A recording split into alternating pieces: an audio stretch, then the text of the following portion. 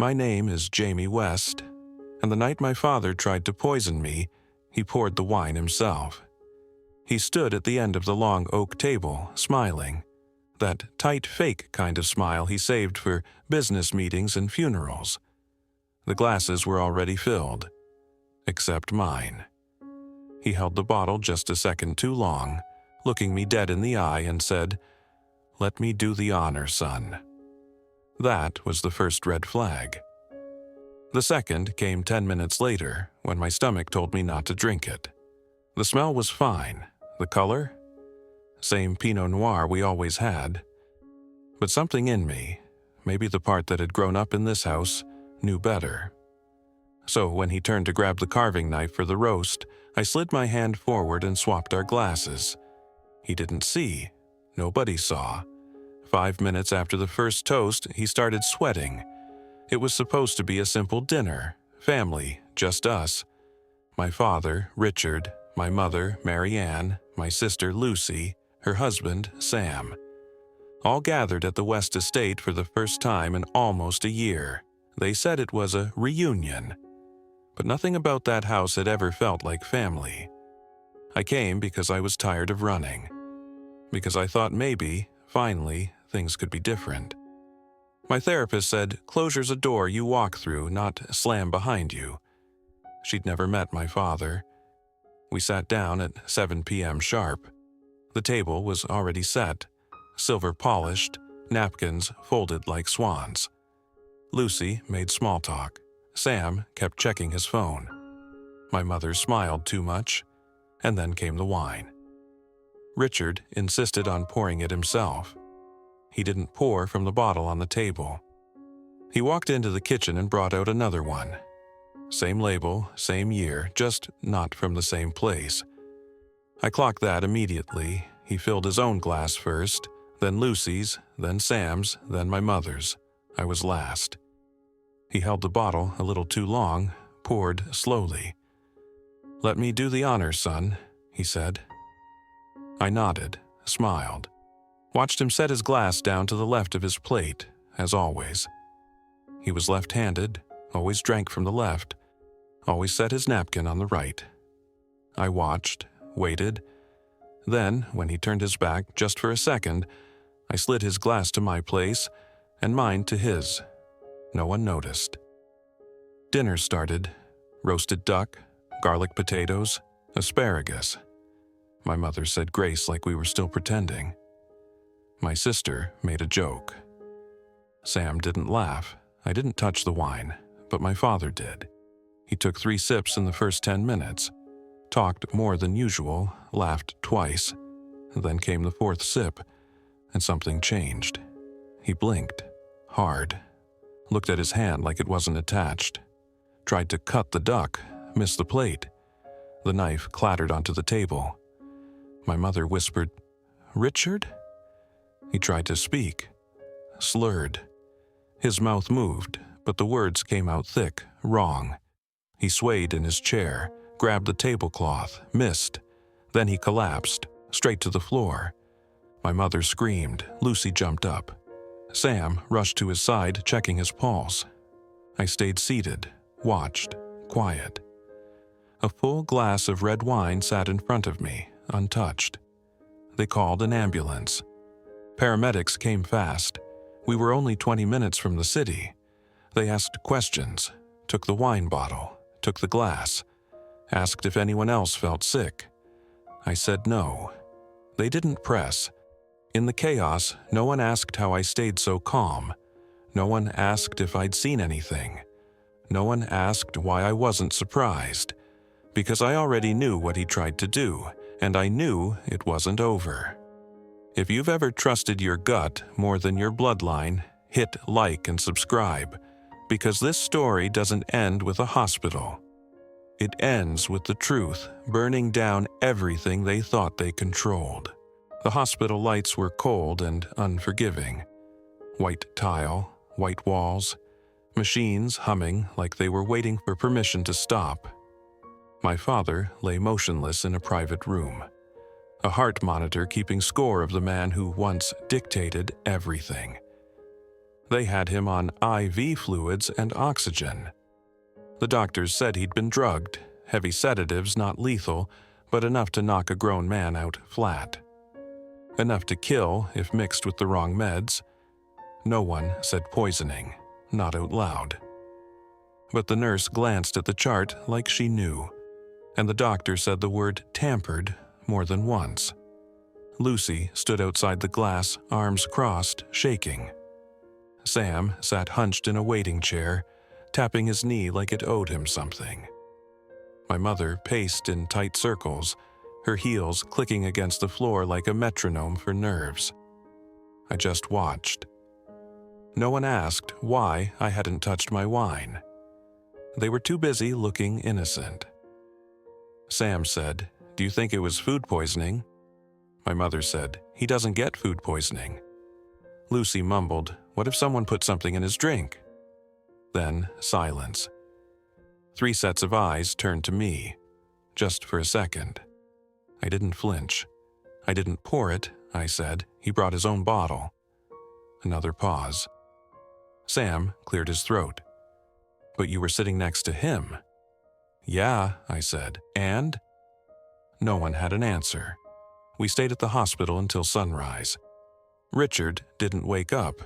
The doctor said the sedative dose was high, not recreational, prescribed, intentional. When the nurse asked for permission to run a tox screen, my mother hesitated. "Is that necessary?" she asked. I watched her face closely. It was necessary. Back at the house, I showered, changed clothes, and made coffee no one asked for. The table from last night was still set. 1 glass missing, 1 napkin stained red, a knife on the floor. I picked it up, cleaned it. My mother came in, hair pulled back, no makeup, not like her. "He'll be fine," she said, like that was an answer.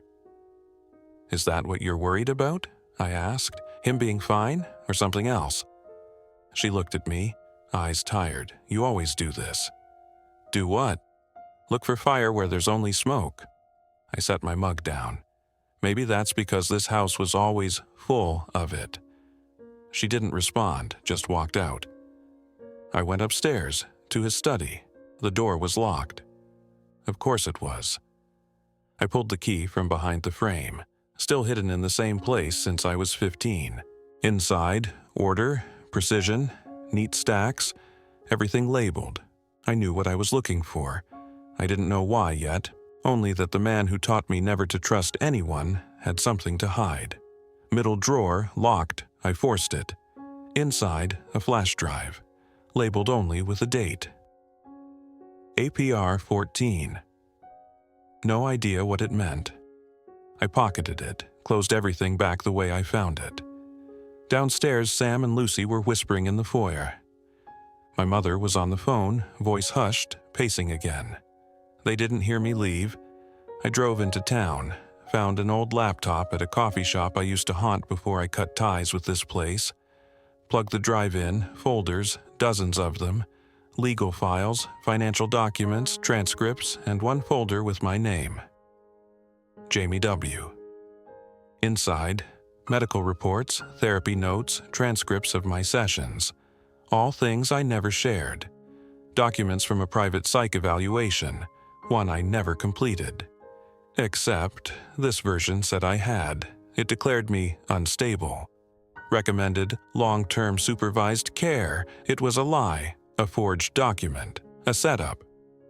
My father had been building a case to declare me legally unfit, to discredit me, to control me, or maybe to erase me. But he made one mistake. He drank his own poison. The flash drive sat heavy in my pocket like a loaded weapon. I drove back to the house slow, thinking through everything I'd just seen. My father hadn't just tried to sideline me. He was laying groundwork for something permanent, something legal, permanent guardianship, institutionalization. He didn't want me out of his way. He wanted me erased. Back at the house, it was too quiet. Lucy sat on the couch, curled up with her phone like a teenager waiting for someone to fix the storm. Sam was gone. Probably went back to the hospital. I walked past her, didn't say a word. She didn't either. Upstairs, I shut the door behind me and opened my laptop. Plugged in the drive again. My name folder was full. It wasn't just medical lies. It had photos, surveillance photos. Me outside my apartment in LA, me walking out of a therapist's office. Me talking to a woman I dated last year. Me at the pharmacy. He'd been watching me, paying someone to document my every move. There were audio files too. I clicked one. A distorted voice, maybe a lawyer or a doctor. Hard to tell. Given Jamie's lack of financial responsibility, coupled with inconsistent emotional regulation and previously documented substance concerns, the family may have strong legal standing to pursue limited conservatorship. I slammed the laptop shut. This wasn't paranoia, it was a campaign.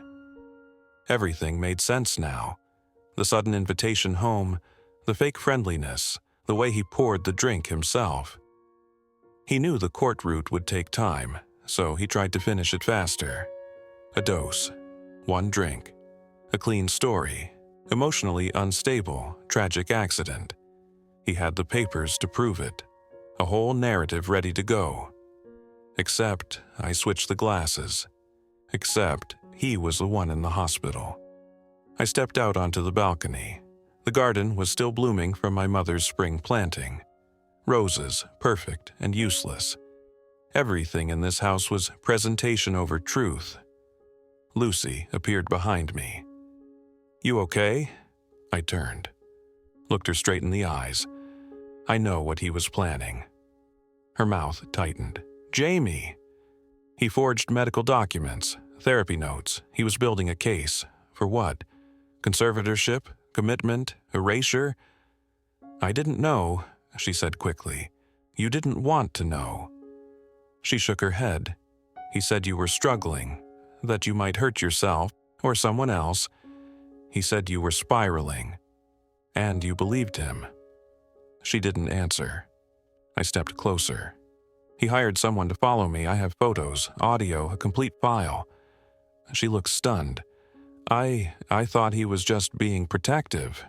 "No," I said. "He was being strategic." Her voice cracked. "Why would he do that?" I laughed, short, bitter. "Because I refused to join his company, because I started talking about selling my shares, because I told him no." Lucy covered her mouth with one hand. "I didn't think it was this bad." "It's worse," I said. "And now I'm going to make sure he never does it to anyone again." She hesitated, then, barely above a whisper, "What are you going to do?" I looked out over the garden. "Tell the truth." Loud. I waited until the house was empty. My mother had gone back to the hospital. Lucy left with Sam. I had a 4-hour window, give or take. That was enough.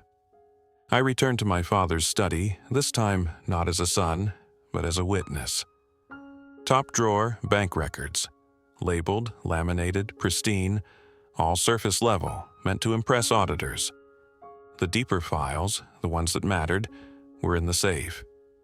The code hadn't changed.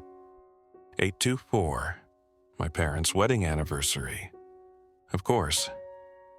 Inside, stacks of sealed envelopes, USB drives, an old iPhone, and a black leather folder. I grabbed everything. Back in my room, I went through the documents methodically. The leather folder was full of legal drafts, contracts, affidavits, internal memos, several of them stamped confidential, West and Tyler Group. My father's firm, his empire. The same one he'd been grooming me to take over until I told him I wanted out. And right there, buried in the paperwork, was a document titled J. West Competency Plan. Dated 6 months ago, signed by a doctor I'd never met. It stated I was emotionally unstable, financially reckless, and presented a long-term risk to the family trust. It recommended I be removed from all decision-making roles, including corporate control, inheritance management, and voting rights.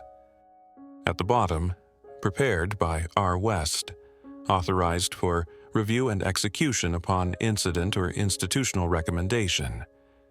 He had a plan, a signed, sealed trap, just needed a trigger, and I was supposed to provide it, or disappear. I opened the old iPhone next. Battery still charged. One unlocked photo album, labeled W-Docs. Inside, pictures of me, screenshots of texts, a draft email to a lawyer outlining justification for immediate intervention. Another audio recording, my father talking to someone, likely an advisor. If the dosage works, I'll tell them it was a panic attack. He's been off balance for months. They'll believe it. He won't fight it. He'll be too confused. I paused it, rewound, played it again. If the dosage works, he didn't even try to hide it. This wasn't paranoia, it was proof. I copied everything to a new encrypted folder, backed it up to cloud, sent a private archive to a lawyer friend in DC with instructions. If anything happens to me, make it public. Then I sat back, stared at the screen. I should have been shaking. I wasn't. I was calm. Colder than I'd ever been. Not out of spite, out of clarity. My entire life, this man controlled the temperature of the room. He decided what was normal, what was drama, what was true. Not anymore. I drafted an anonymous email, attached the recordings, the documents, the fake medical file, sent it to 3 investigative journalists I knew from my time consulting in corporate PR. No subject line, just a sentence. This is what legacy really looks like. Then I logged out. Shut everything down, the damage was done, and this time it wouldn't be mine. He woke up 3 days later. I got the call from Lucy, short, breathless. "Dad's awake, he's asking for you." I didn't ask why. I knew. I took my time driving. The hospital sat like a mausoleum on the edge of town. Beige, sterile, too clean to feel real. I parked in the back lot where cameras didn't reach and walked in without checking the mirror. Room 419. He was sitting upright, IV still in his arm, monitor still blinking steady. His face looked older, not weaker, just worn, like the years had finally caught up. He smiled when he saw me. Not the fake kind, the predator kind. "Jamie," he rasped. I sat in the chair across from him. I didn't speak. "You switched the glasses." I didn't deny it. He chuckled, dry, hollow. "Smart." I stared. "Why?" I asked. He tilted his head. "Because you were becoming unpredictable, erratic, unmanageable. You talk too much, feel too much." "So, you tried to sedate me?" He smirked. "You can't control chaos, Jamie. You contain it." I leaned forward, just slightly. "You recorded that line," I said. "Did you know?" His smile faded. "I found everything," I continued. "The flash drive, the audio, the forged medical file. You didn't even try to hide it." He said nothing. "I sent it out," I added. 3 journalists, 1 lawyer, and a backup to a cloud archive. If anything happens to me, the whole thing goes public. Names, dates, signatures. His jaw tightened. "You always thought I was too soft to pull the trigger. Turns out I just waited until the barrel was pointed at you." "You're bluffing," he said. "No," I said quietly. "You are." He looked toward the window. The IV beeped. The room smelled like antiseptic and fear. "You'll bring down the company," he said. "I know. You'll destroy the family." There was nothing left to destroy. For the first time, he looked small, not sick, just out of tools. "You think they'll believe you?" he asked. "They don't have to," I said. "They just have to read." He exhaled slow. "What do you want?" "I already took it." He blinked. "I took the narrative," I said. "The part you always controlled, the script, the version of events. You don't get to write it anymore." I stood, straightened my jacket. He didn't stop me. I leaned in, voice low. Next time you raise a glass in my direction, make sure you're the one holding the truth. Then I walked out. The hallway felt warmer than it should have. The elevator was slow. I didn't care. Outside, my phone buzzed. Breaking. West and Tyler under internal investigation after leaked medical cover-up files emerge. I smiled, just once. Then I drove away, not from him, from everything he built. The first headline dropped that afternoon. By evening, 3 more followed. West and Tyler, CEO under investigation for medical fraud and conservatorship abuse, leaked audio suggests intent to sedate son for corporate control. Jamie West, the son who didn't drink the internet, did what it always does. It caught fire. The emails started pouring in, old colleagues, journalists, law school classmates. Some wrote with disbelief, others with quiet support. One said, "We always knew he was dangerous. Just didn't think you'd survive it." By morning, the board had issued a statement. These allegations are serious and do not reflect the values of West and Tyler. Translation: distance the brand. Fast. I didn't respond. I didn't give interviews. I didn't post. I let the truth speak for itself. Within 48 hours, my father was placed on administrative leave. Shareholders demanded an emergency vote. A full audit was ordered. The firm's general counsel resigned. Lucy called. "You blew it all up," she whispered. "No," I said. "He did." She didn't argue. My mother reached out through email, just one line. "There are things you don't understand." I deleted it. The document spoke louder than she ever did. The biggest blow came 3 days later, a second leak, not from me. Someone inside the company uploaded a batch of internal memos, linking my father to off-the-books accounts and manipulated reports. Fraud, embezzlement, subversion of medical licensing through bribes. The press was relentless. What started as a family scandal may become a federal case. They swarmed our old family name like bees to honey. Only this time, no one was protecting the hive. I stayed at a friend's cabin outside the city. No cameras, no noise, just silence and cold coffee and the slow realization that I'd finally done it. I'd broken the system he built with nothing but the truth. A week later, I was called in for an official interview, not with press, with federal investigators.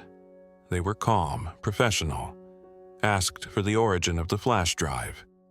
I gave it, detailed the discovery, the forged files, the attempt to sedate me, the pattern of control. I kept it clean, clinical. "I didn't poison him," I said. "I just let him drink what he poured." The agent across from me didn't even blink. When the questioning ended, he stood and said, "Your file's clean. For now." Outside the building, I sat on the steps and looked at the city. Same skyline, same noise, but I was different. Not healed, not whole, but unafraid. That night, I checked the website of West and Tyler. My father's name was gone from the leadership page. Just a blank square where a legacy used to be. I closed the laptop, poured myself a glass of real wine, held it in the light for a second, then drank, slow, deliberate, safe. This time, I poured it myself. They called a family meeting, not an invitation, a demand. Lucy sent the text. "Mom says we all need to talk. She wants everyone at the house Sunday night." I didn't reply, but I went. Not for them, for closure. The West House hadn't changed. Still curated, still cold. Every painting in place. Not a single photo of me on the walls. Never had been. I stepped inside just after 6 p.m. My mother stood in the foyer like a hostess at a wake. Black dress, pearls, controlled. Lucy sat on the couch. Sam stood behind her. No one else. The air was tense, like the silence between storm and thunder. Then he walked in, my father, no suit, just a button-down, sleeves rolled, the edge of a hospital wristband still peeking from his cuff. He looked thinner, paler, but his eyes, same as ever. Calculating. He sat across from me. Didn't speak right away. My mother did. "You didn't have to do it this way." I laughed, quiet. "You mean publicly I didn't have a choice?" "There are consequences," she said sharply. "Yes," I said, "finally." She stood, walked to the mantel, picked up a file, set it on the table between us. "I want you to read this." I didn't touch it. "It's your father's statement," she said. "His side. You should know it before this goes any further." I looked at her, then at him. He was silent, still, like a man in court who knows the verdict's already printed. I reached into my coat, pulled out a different file, thicker, clipped and labeled, dropped it on top of theirs. "What's that?" my mother asked. I opened it slowly. Pages of emails, memos, audio transcripts, his medical manipulation plans, the statement he drafted to have me removed from all financial roles, every piece of the machine. "This," I said, "is your legacy." Lucy stood, moved closer, read the top page. Her lips parted. She sat back down. "This isn't," my mother started. "It's all real," I said. My father finally spoke. "What do you want?" I looked him in the eye. "Nothing." He blinked. "I don't want revenge, or shares, or money. I just want you exposed. All of it, everything you ever buried under that last name." He leaned forward, voice lower now. "I built everything in this family, and I'll be the one who survives it." He stared, and for once said nothing. Sam shifted uncomfortably. Lucy looked between us, lost. Then I stood. "I'm done here." As I turned to leave, my father said one last thing. "You think this makes you strong?" I paused, looked over my shoulder. "No," I said. "Living through you and still walking out whole, that made me strong." I walked out, didn't look back. Let them keep their statements, I had the truth. I changed my name on a Monday, not because I was running, because I was rebuilding. And West was just another word for wreckage. The paperwork was quiet, a signature, a notary, one final line through the name that almost killed me. I walked out of that government office lighter than I'd felt in years. No ceremony, no applause, just silence. Clean. Honest. Then I drove 3 hours north to a small coastal town with more fog than people. I leased a modest brick office above a bookstore. 2 rooms, no reception, no framed degrees. Just a laptop, a desk, and an idea. Help people who'd been silenced the same way I was almost silenced. I called it Ash and Wake. No one knew it was mine. No one traced the address. I didn't need clients yet. I needed time. Stillness. The chance to remember who I was when no one was watching. I read old case files, helped a local shelter with some pro bono paperwork, walked the shoreline most mornings with black coffee and a legal pad full of questions that didn't need answers. And I didn't miss the noise. Didn't miss the money. Didn't miss being part of a name that built its empire on fear. The press kept trying to track me down for months after the leak. I ignored them. Every story has a final page. I had turned mine. My mother emailed once more. This time it said, "He won't recover from this. You got what you wanted." I didn't respond because I didn't get what I wanted. I got what was necessary. Lucy sent a message a month later. Just 4 words. "I believe you now." It was enough. My father, last I heard, he was under federal review. The board removed him. The firm's name changed. The lawsuits started piling up. He gave a single statement to the press, something about betrayal from within. I didn't read the rest. I didn't need to, because the truth didn't need my attention anymore. It was out there, working on its own, and I was done living under its shadow. One evening, months later, I stood outside the new office at dusk. The bookstore owner asked what kind of law I practiced. "Clean exit," I said. She laughed. "That a real thing?" "Now it is," I told her. She didn't press, just smiled and offered me coffee. There are no epilogues in real life, no grand conclusions, just the choice to keep walking forward with the matches in your hand, and a fire behind you that finally burned the right name down. I didn't get revenge, I got free, and sometimes that's the same thing.